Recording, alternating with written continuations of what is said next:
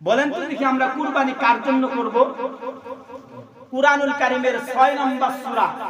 সূরাতুল আনআম 162 নম্বর আয়াতের মধ্যে আল্লাহ বলে দিয়েছেন, কুল ইন্না সলাতি ওয়া নুসুকি ওয়া মাহইয়ায়া ওয়া মামাতি লিল্লাহি রাব্বিল আলামিন।